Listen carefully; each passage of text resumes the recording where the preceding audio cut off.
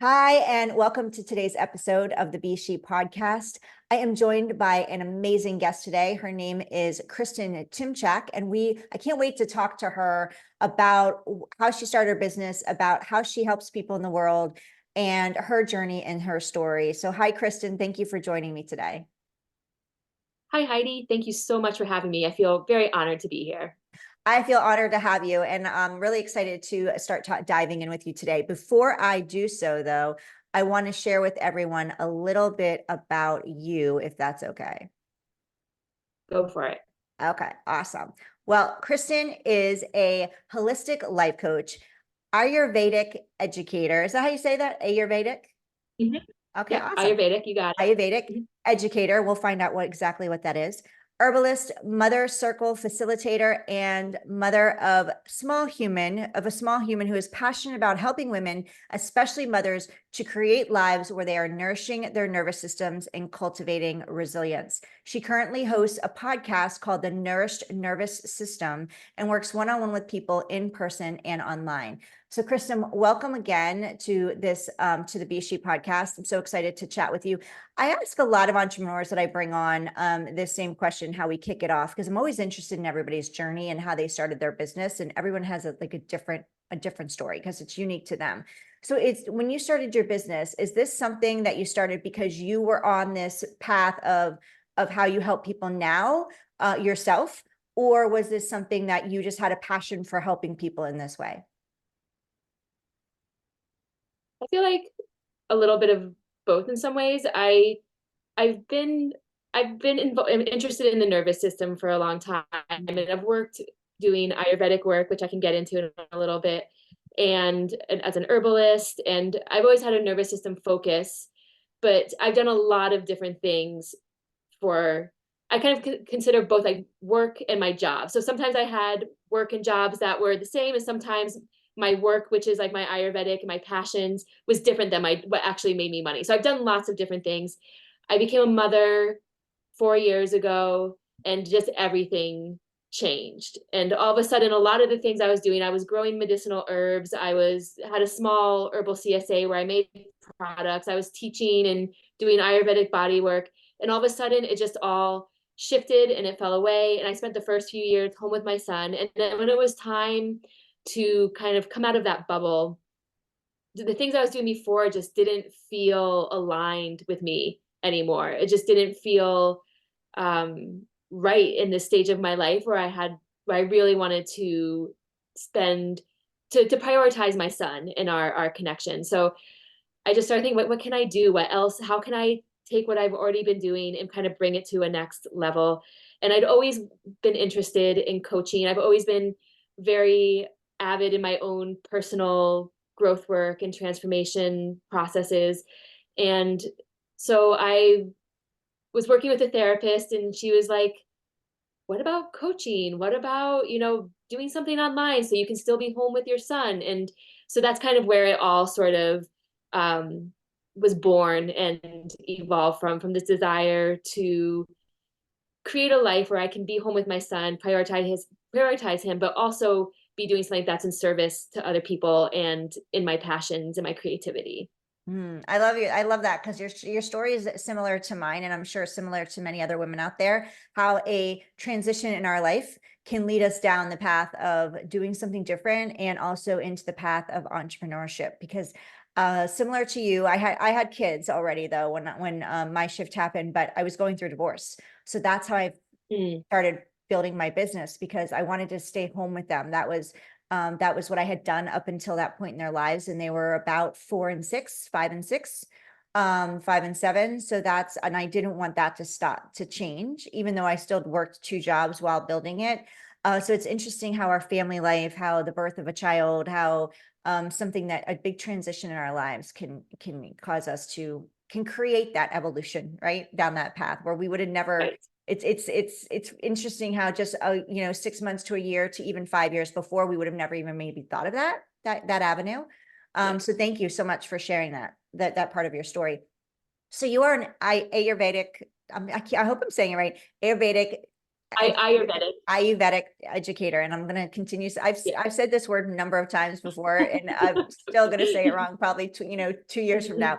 So can you tell us what that is that's and all right. more about that? Yeah, so Ayurveda is a ancient system of medicine and holistic health that originated in India thousands and thousands of years ago. And it can be very complicated. There can be a lot of layers and levels to it, but basically the sages, the health people, the masters of that time, were looking at the world around them and noticing that what happens out in the world around us also happens inside of our bodies, that we're made up of the same elements as the world around us.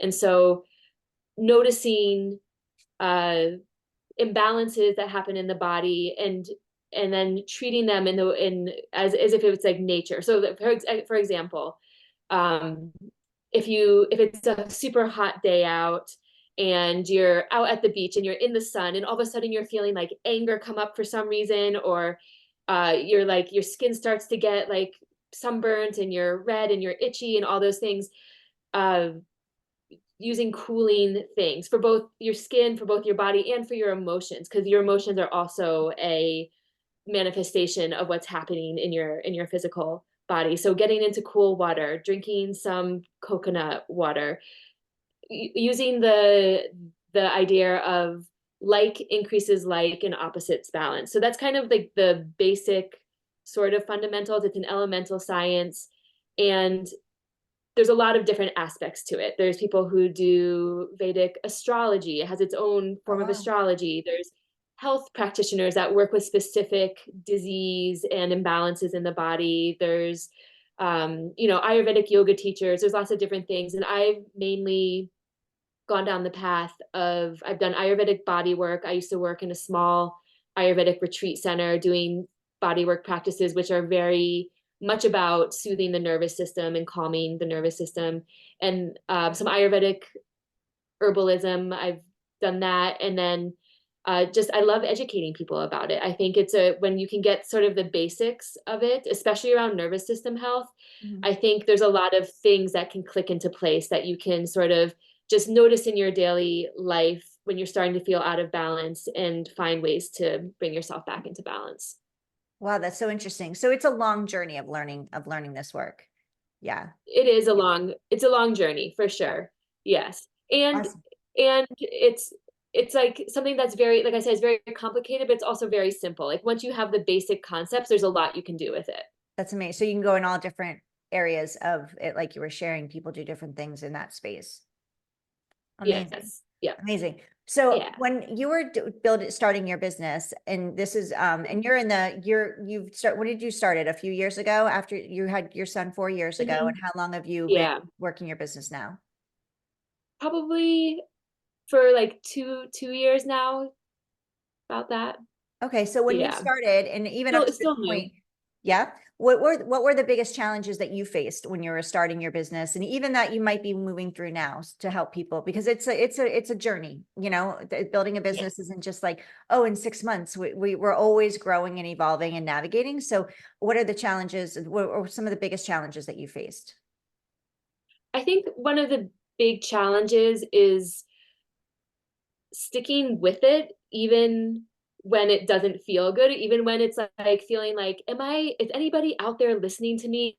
Like, is anything changing? Like sticking out through the like plateaus, because I think it's so easy when it's your own business to just be like, maybe I should just do something else. Maybe I should just find a job. Maybe I should just whatever. All those doubts and those fears start to come up. And so I think, yeah, one of the challenges is just like being consistent and letting myself be seen and heard, which is, I think, a challenge for a lot of people. Being visible has been a challenge. So having a podcast has been a really big part of that for me, of letting myself be heard, knowing that what I have to say has value, and then just staying the course. And sometimes things, you have these moments where it's like, okay, everything's going great, and other times it feels really hard, and just staying consistent through all of it. Doing my own self-care has been a really big part of that. But Yeah, I think that's probably one of the big challenges that I've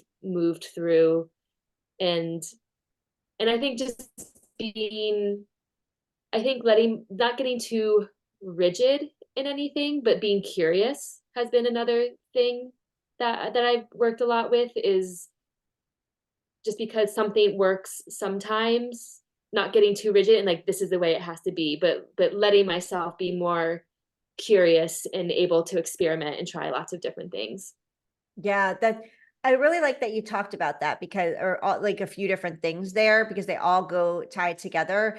And persistence is one of them. I was actually on a podcast and they asked me what was the one thing in entrepreneurship that helped me continue, like what was the one thing I think entrepreneurs need? And for me, it was persistence, because that persistence when the days get hard, because you work from home, right? I work from home. So it can be very lonely. We don't have an office full of people that we can just go into the coffee room, right? Grab some coffee and have 5 minutes of chit chat and then go back to work. We don't have that. It's fine if we go get Right. coffee, we're by ourselves or our kids are there, right? So having that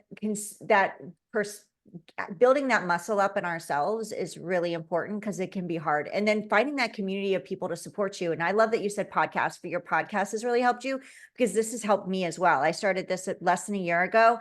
And it's helped me, one, connect and network with a lot of amazing entrepreneurs like yourself, which kind of like helps build that community. And we can talk about like the challenges and also the ups about entrepreneurships and the successes. And it's really important that you have that community. I think it's really, really key. And also you mentioned, what was the other thing that you had shared? That was one of your challenges, like being seen in her, wondering, is anybody listening to me? Yeah. Yeah. We definitely all go through that. And I don't think we'll ever stop going through that. Like, because even on social media, like people, I have clients, they're like, well, this one's not getting engagement. I'm like, not every post is going to be the wow post. Like some are going to do better than others, and most aren't going to get all of that big engagement compared to some other ones. And that's okay.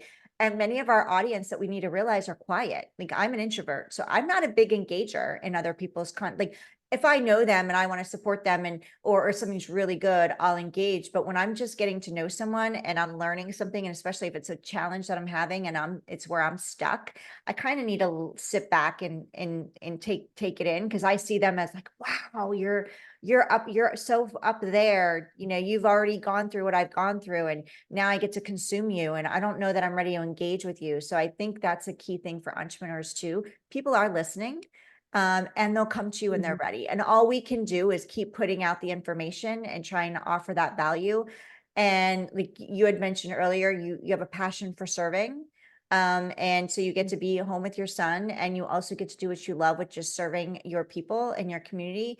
And by focusing on that too, like Kristen, what do you think about, like, just if I can focus on just helping one person today, then I know that I'm not so overwhelmed with wondering, is anybody listening? Yes, exactly. Yes, and knowing something you said in there sparked this thought too of knowing I don't have to like get people, like it's not about like getting people to do something. It's about just getting myself out there in as many ways as possible and having like the business model of like just attracting the right people who are the right fits who I can help, instead of having there's a certain pressure that's like I need to get clients, and it's like no, you just need to open yourself, let yourself be visible so people know where to find you, so people can see you, and then the right people are going to come, and it has to be a right fit, because if things aren't a right fit, it's not just about having a client, but it's about having someone that you can really help. So I like that. I appreciate that you said that. Yeah, and you Yeah. sparked something in me on that one too. It's as entrepreneurs and as women, we have a lot of pressure that we put on ourselves to be successful. And for all of us, we want to make money, right? That pays the bills, that puts food on the table for our children and our families, and keeps the lights on, right? And we also want to be successful in entrepreneurship where we make a lot of money, because if we're entrepreneurs, most of us have big goals, right? We have big dreams. And Mhm. also we want to serve, and trust is a it's something that I work on, like trusting that my clients are going to show up and they're going to be the perfect clients, and trusting that I'm doing everything I should be doing in order to put my message out there and attract them.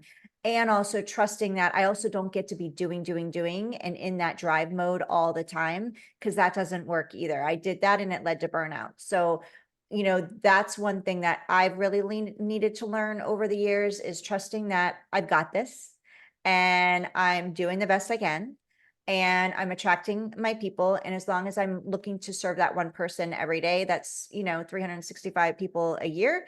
And most of the time you're actually serving more than one. As long as you're focusing on one, you're going to reach more and more people. And going on podcasts like you Kristen's, or coming on here with me, or networking, growing your network and your community of entrepreneurship so you can get in front of other people's stages, is also going to help you get your message out there and reach more people. But I think that trust word was one of the biggest things I had to learn.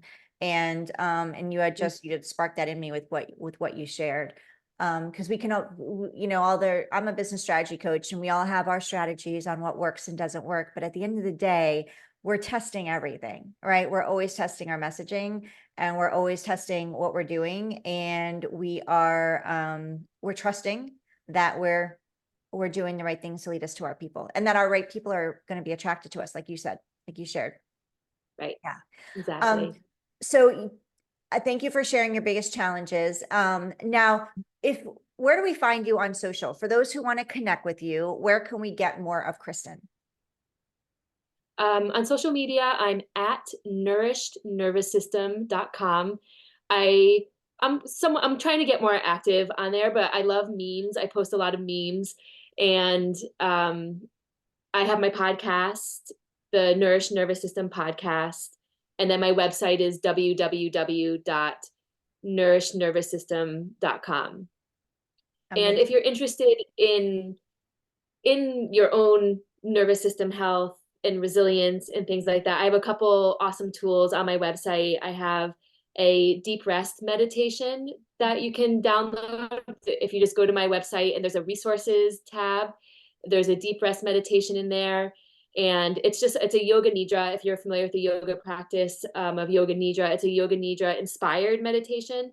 And so it's a very deep restorative practice that you can do lying down, and it's just very relaxing and really rejuvenating. And then I have a Nourished for Resilience workbook, which has a assessment tool that you can do to kind of see where you're at, the areas of your life where you're feeling fulfilled with your self-care practices, and places where maybe you're not. And there's some questions for reflection, and then like a habit tracker, so you can actually start to implement some new habits into your self-care practices. Oh, I love that we can track our habits. That's really, really key, because many times we'll do something and then we fall off because we don't have a way to hold ourselves accountable. If we're going to put all of Kristen's links and contact information inside of the show notes. So if you missed any of that, don't worry, we'll have it for you. You mentioned earlier when we first were talking, Kristen, about self-care and focusing, you focused on that too when you were starting your business and navigating the challenges. Can you share with us some of your favorite self-care practices? I mean, I think one of my big practices is really become listening to myself, listening to my body, tuning into my body throughout the day and seeing what I need. But I think a big thing for me is exercise. I know for me, that's something that keeps me from being irritable, from feeling angry. It really just helps my emotional state a lot. So exercise is a huge thing. And then throughout the day, just little tiny moments of pause. Like if I'm working and I have a moment to break, I might stop and just put my feet on the ground and just close my eyes and take a couple deep breaths and just notice if my shoulders are tight and tense, notice where in my body I'm holding tension. And it could just take like 2 or 3 minutes to do this and then getting back to work. But it's just taking these little pauses throughout the day so that I'm kind of always checking in with myself and always seeing what my body needs. So that's a big one. I'm trying to think what else. I mean, there's so much that you can do, but I think engaging, for me, engaging with creativity is also a self-care practice. So that can look different at different times. Sometimes it's doing Legos with my son or doing Oh, some, some painting with my son, but other times it's more focused on me, and I enjoy handcrafts and knitting and different things like that. So I think self-care is so individual, and that's something that I yeah. talk about a lot. And so it's really finding the things that make you feel alive and that light you up and that help you feel resourced in your life so that you can deal with the stresses of life and know that you have that base place to come back to. So those are a few of my favorites. Yeah, that, and I like that you said that it's very personal. Like Hmm. self-care is different, looks different for everyone, but I love that, like love asking women what their self practices are, because I always learn something new, like, oh, I wonder if that I would really enjoy that. Because you hear my self-care, this could be self-care and routine, but also but I feel like for me it's something that keeps me on track, and that's practicing of gratitude. But not, that Mm. doesn't work for everybody, because I've heard people say, well, I feel like I'm grateful for the same thing every day. I write the same, like then it becomes like humdrum versus actually you're not as present. So maybe not doing that every day, or just thinking about a few things that you're grateful for. So that's important. But then doing like what you had said, Christian, finding some ways to move, different ways of movement and interchanging. So it keeps it exciting, and it keeps it like, okay, I'm practicing self-care, but it doesn't feel like it's like getting me anywhere versus, because sometimes we can over habitualize one thing and it just becomes like we're going through the motions, right? Right. I think Yeah. that's an important, like, I like that you just said that because I think that's a really important part of it is finding the things that you can be present for. Mhm. It's like you said, it's like you don't want to just be, it's not actually self-care if it's just this habitual thing that you're not, that you're just kind of checked out while you're doing, or that you're just doing it to check off the list. You're just kind of getting through it. But when you can actually, whatever it is that you're doing, if you can be present in it for that time, I think that makes it, that gives it a container, and that makes it self care. Yeah. Like you can take a shower and it could just be a shower, or you can take a shower and you can take a minute to um, really feel your body, to feel the water and imagine, your stress leaving you and going down the drain. You can take these little moments of presence that are in mundane things that you're doing, and once you bring that presence there, it transforms it. Yeah, and that, yes, I just think I agree. I think it's just so important to be present during it. Cause even me, I'll like go through the motions and I'm like, okay, I don't really think I did any self-care there. It's kind of like you said, checked off the box, and that's not Mhm. really supportive. And in giving ourselves love, right? In really giving ourselves love. Yeah. So can you tell us more about your podcast and what you talk about on it?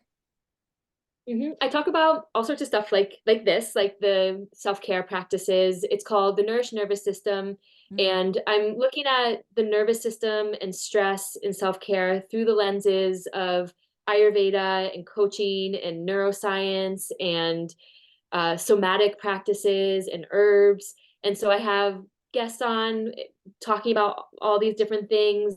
We talk about trauma. We talk about, yeah, just parenting. Because it being a parent, I think there's a specific kind of stress that comes with parenting. And so I have people who talk about that from a parenting aspect.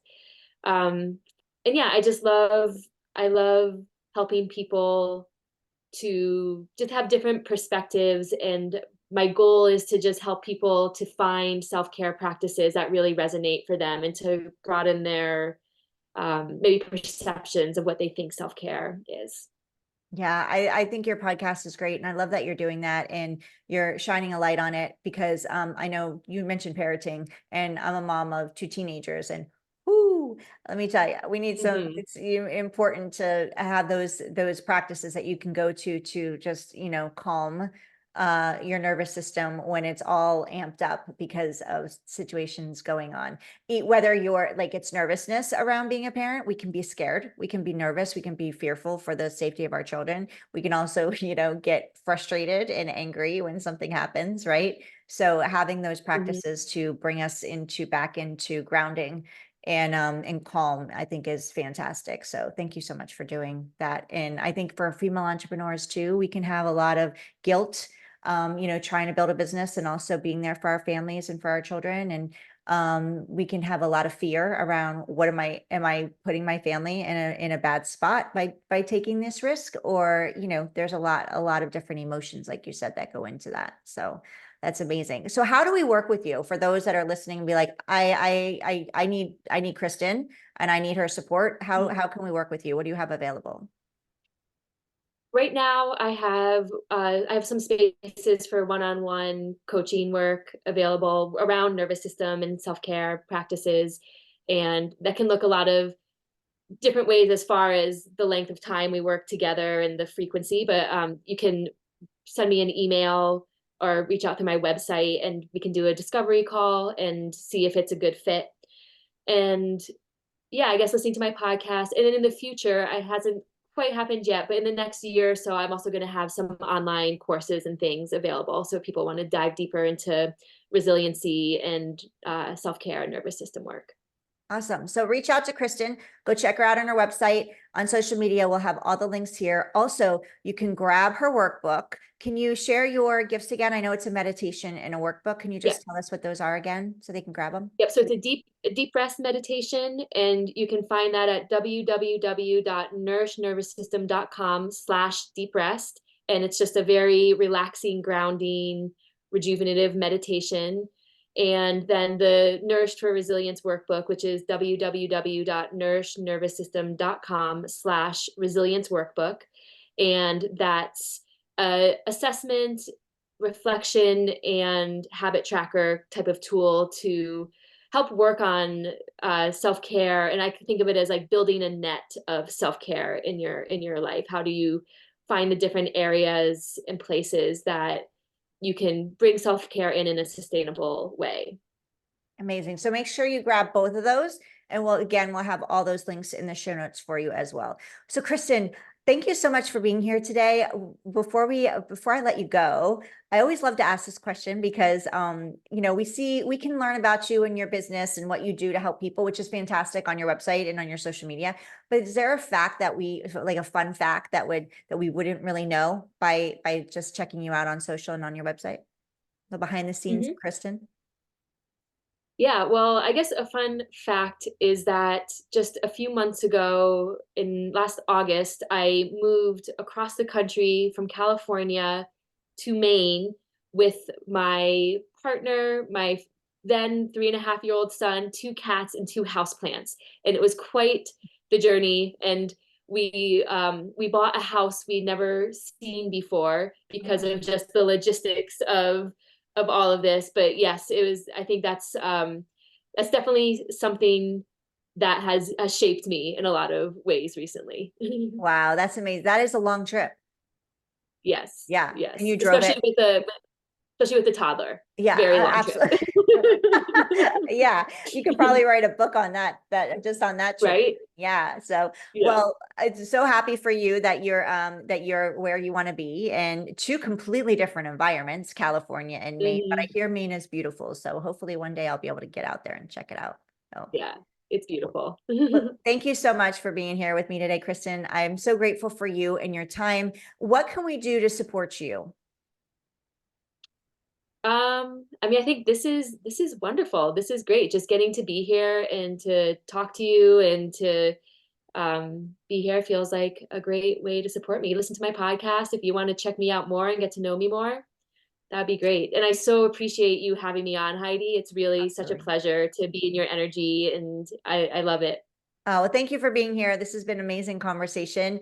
And make sure that you go grab Kristen's gifts. She's giving you two, super generous. So thank you for that also, Kristen. And reach out to Kristen, check out her website, go listen to her podcast and subscribe. And the Nourished Nervous System, correct? Correct. Yes. Awesome.